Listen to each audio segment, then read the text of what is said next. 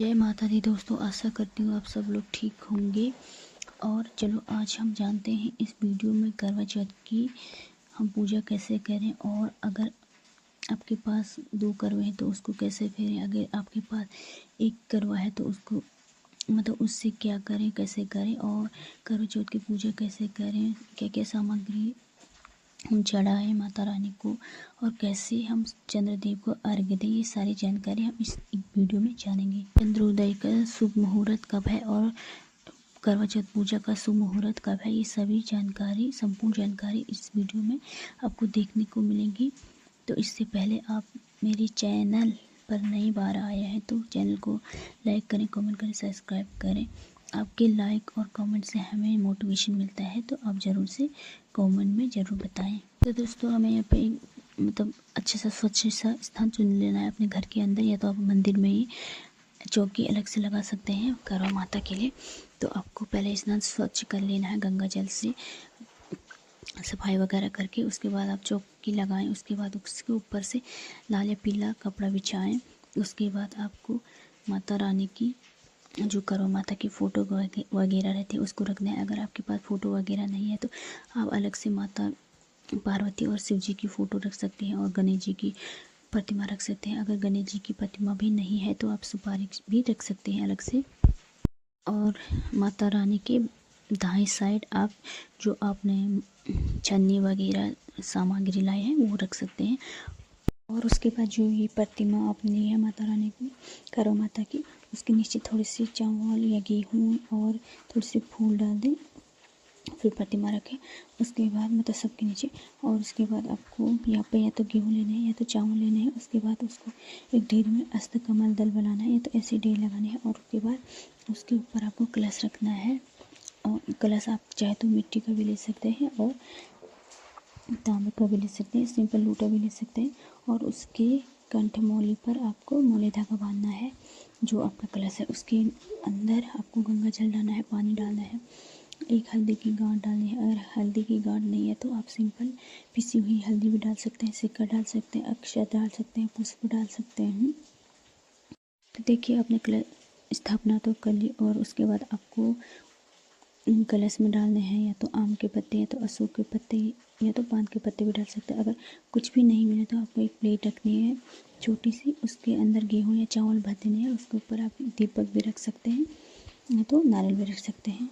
उसके बाद दोस्तों यहाँ पे माता रानी को हम पीली या लाल चुनरी अर्पण करेंगे। और वस्त्र के भाव से हम सभी देवी देवताओं को, गणेश जी को, शिव जी को, माता रानी को जनेऊ तो गणपति जी को अर्पण करेंगे और शिव जी को भी आप जनेऊ अर्पण कर सकते हैं। और कलावा सभी देवी देवताओं को थोड़े थोड़े अर्पण कर दें आप।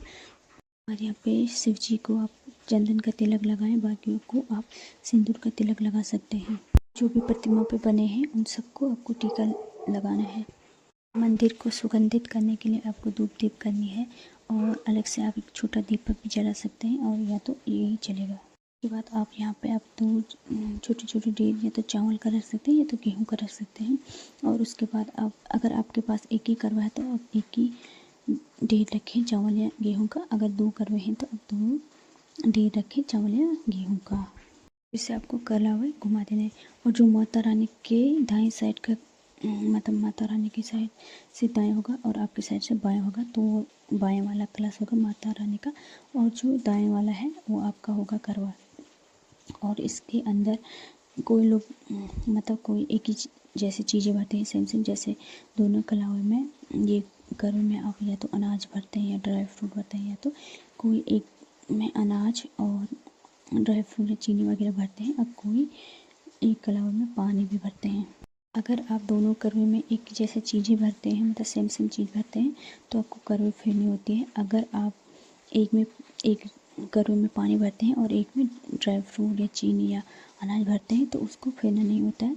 जो जिसमें आप जो बाएं साइड आपके बाएं हाथ का करवा होगा माता रानी का और आपके दाएं हाथ का करवा होगा आपका, तो उसमें आप पानी भर सकते हैं क्योंकि वो चंद्रदेव को अर्घ्य देने के लिए काम आएगा। और उसके बाद आपको जो करवे के ऊपर आपने दोनों करवे के ऊपर प्लेट रखी है उन पर 13 तिलक कर देंगे और जो करवे हैं उन पर भी 5 तिलक कर देंगे हम। उसके बाद आपको करवे पे सीख लगा लेनी है। अगर आपको सीख नहीं मिलती है तो आप बिना सीख के भी आप करवा फिर मतलब रख सकते हैं। जो भी दोनों करवे आपने रखे हैं उनके ऊपर आपने प्लेट रखी है तो उनके ऊपर आप अनाज जरूर से रखें, या तो गेहूँ रखें या चावल रखें, जो आपके वहाँ इजीली मिल जाता है वो आप रख सकते हैं। और उसके बाद आप थोड़ी मिठाई रख दें और दक्षिणा रखते हैं यथाशक्ति अनुसार। अगर आपने दोनों करवे में एक ही जैसी चीज़ें भरी हैं, मतलब दोनों करवे में गेहूँ भरा है, या तो ड्राई फ्रूट भरा है, या तो चीनी भरी है, तो अलग से चंद्रदेव को अर्घ्य देने के लिए यहाँ पे 1 लोटा पानी रख लें। अगर जिसने मतलब एक करवे में ड्राई फ्रूट, चीनी या चावल या गेहूँ भरा है तो वो एक में पानी, जो आपने एक में पानी भरा होगा और एक में ड्राई फ्रूट वगैरह जो भी अनाज वगैरह भरे होंगे, तो एक तो आपको जो दाएं साइड का है वो आपको चंद्रदेव के लिए अर्घ्य देने के लिए काम आ जाएगा। अगर आपने दोनों घरों में एक ही जैसी चीज़ सेम चीज़ें भरी तो आप अलग से चंद्रदेव को अर्घ्य देने के लिए पानी रख लें वहाँ पे। और उसके बाद आपको फूल वगैरह अर्पण करने हैं सभी देवी देवताओं को, माता रानी को, गणेश जी को आपको अर्पण करने हैं। और उसके बाद हम अपनी पूजा का संकल्प लेंगे। अपने हाथ में थोड़ी सी चावल के पानी लेके, पुष्प लेके माता रानी से संकल्प करेंगे, अपना नाम बोलेंगे, अपने पति का नाम, गोत्र का नाम, स्नान का नाम वगैरह जो भी बोलते हैं वो बोलना है, संकल्प लेना है और अपनी मनोकामना बोलनी है। माता रानी से प्रार्थना करनी है अपनी, हे माता रानी हमारे सुहाग को अखंड रखिए, हमें अखंड सौभाग्यवती का वरदान दीजिए। ऐसे बोल के आपको जो भी पुष्प है वो माता रानी के चरण में छोड़ देना है।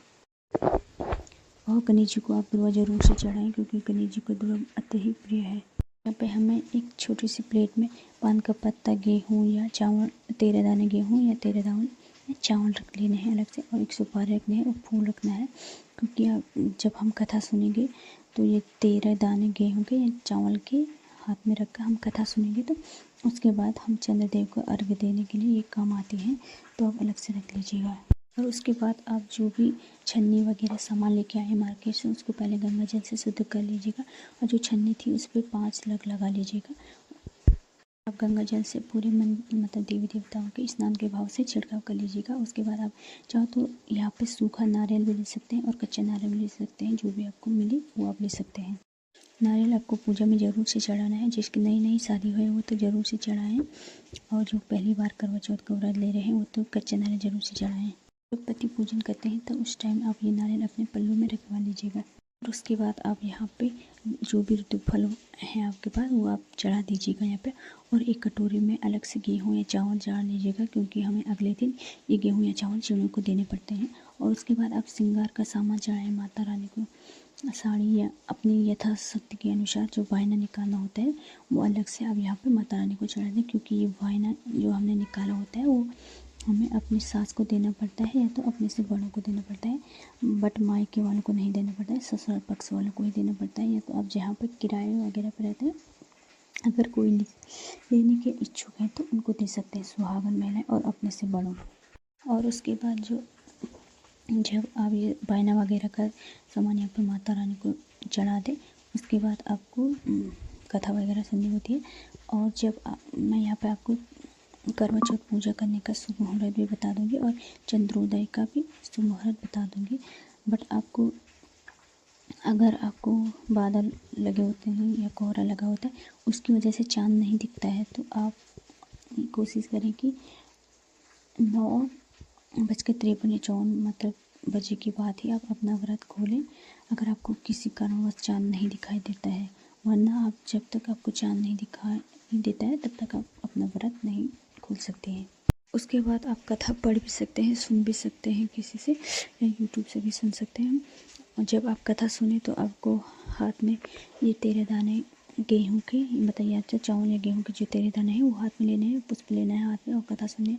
जब कथा संपूर्ण हो जाए तो माता रानी के चरण में आप छोड़ भी सकते हैं, या तो जो आपने चंद्रदेव को अर्घ्य देने के लिए पानी रखा है उसमें डाल दें, जो करवा में डाल सकते हैं, या तो जो आपने अलग से रखा है लोटे में उसमें भी डाल सकते हैं। इसके बाद आप खड़े होकर के माता रानी की मतलब करवा माता की आरती वगैरह कर लीजिएगा। गणेश जी की आरती कर, पहले गणेश जी की आरती करके फिर माता रानी की आरती करके जो भी आपको आती है वो भी बोल के, या तो फ़ोन वगैरह से चला करके मंत्र वगैरह जो भी आपको आते हैं आरती वगैरह करके उसके बाद आपको चंद्रोदय होने का इंतज़ार करना है।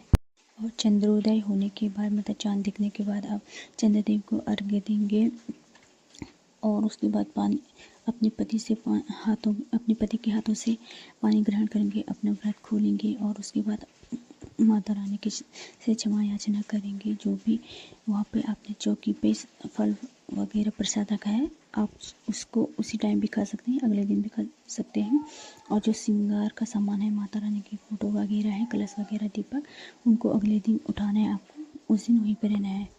और आपको व्रत खोलने के बाद आपको हाथ में थोड़ा सा पानी ले लेना है और 2 बार पूरे चौकी के आसपास घुमाना है, गोल गोल करके 2 बार घुमाना है और पानी को नीचे गिराना है और पूजा का आचमन करना है और क्षमा याचना करनी है माता रानी से।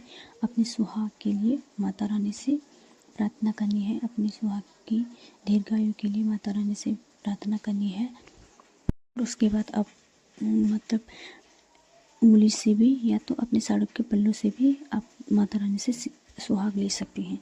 आपको जो करवा है वो वायना कैसे घुमाना है, जिसने एक जैसी चीज़ें भरी थी वायने में, तो आपको जो दाएं साइड का था वो आपका था और जो बाएं साइड का था वो माता रानी का था।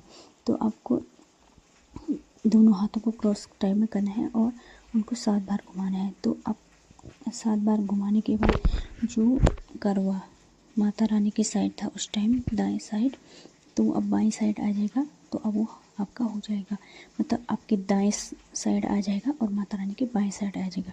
और जो आपका करवा था उस टाइम दाएं साइड, वो बाएं साइड चलेगा जाएगा और वो माता रानी का हो जाएगा। और जो माता रानी का करवा था वो आपका हो जाएगा करवा फेरने के बाद। जो ये करवे वाली मतलब अनाज वगैरह या फल या ड्राई फ्रूट वगैरह रहते हैं, आप चाहो तो इसको मंदिर में भी दे सकती हैं या तो जो आपसे बड़े कोई इच्छुक लेने के इच्छुक हैं उनको भी दे सकती हैं। और शाम को करवा चौथ पूजा का शुभ मुहूर्त रहेगा 5:57 से 7:38 तक। चंद्रोदय का समय है रात को 8:33 से।